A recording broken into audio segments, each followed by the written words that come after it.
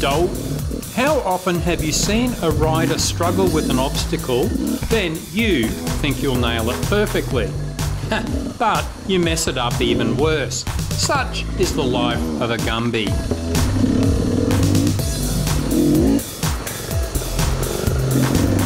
Most riders say it's easier to follow someone than be the guy up front. And most of the time this is true. You can see when that rider hits the brakes, if their line is a good one, and they can collect all the spider webs and spiders. But when you are filming them, you need to stay really close because the helmet cams have such a wide angle.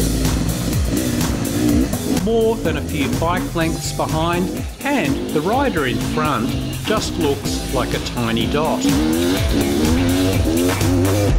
And when you ride close, you often don't get to see the track ahead. It makes for some interesting moments. Often it becomes an unintentional race. When you are close, the guy up front hears your bike and he thinks he needs to speed up. So, if I'm filming, I speed up, so then he speeds up, and then I speed up.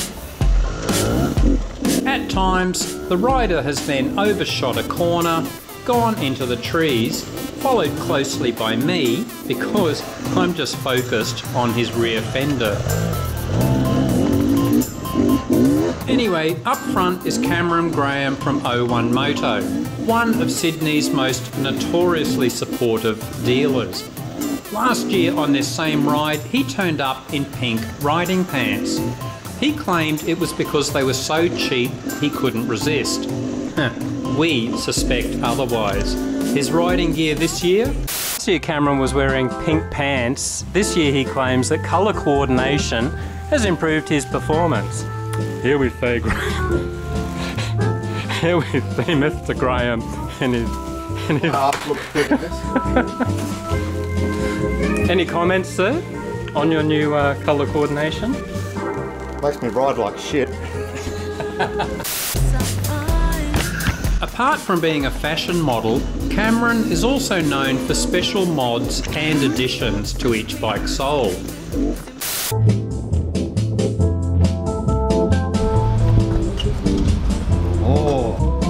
I'm very excited. Okay, option number 1, inbuilt coffee maker. Hey, Bella. Option number 2, Papa Giuseppe, Panini.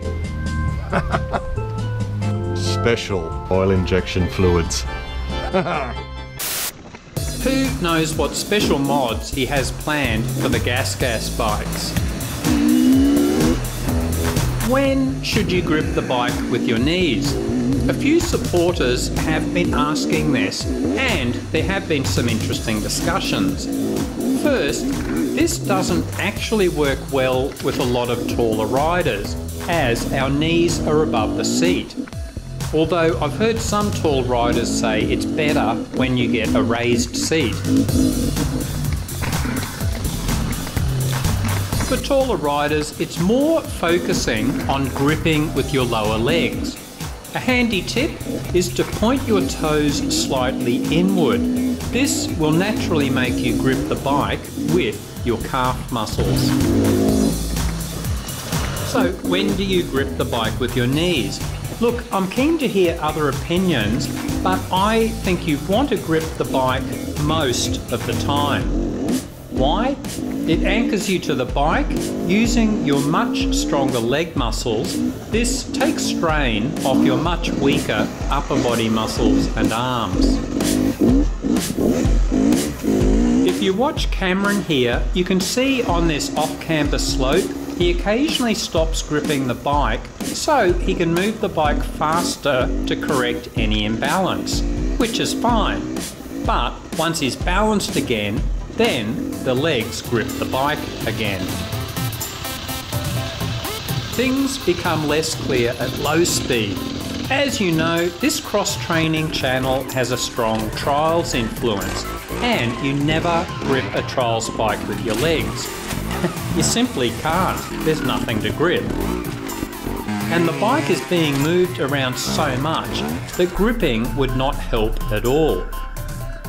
If you watch our full lock turns training vid, you can see spreading your legs helps to turn tighter.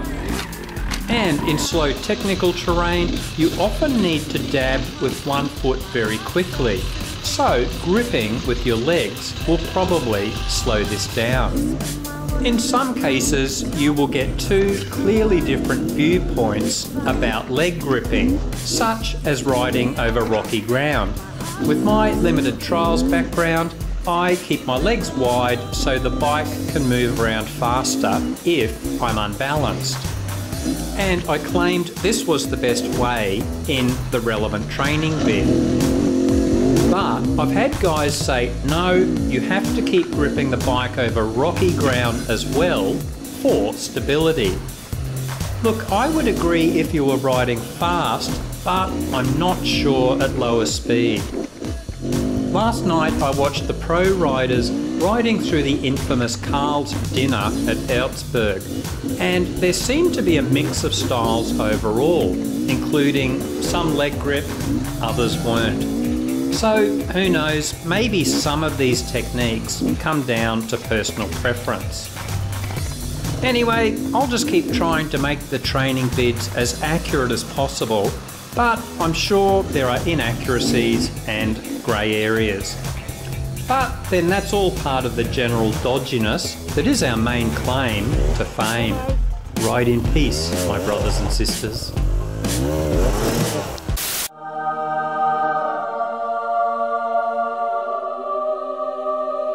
Blessings upon you. May your knobs always find traction.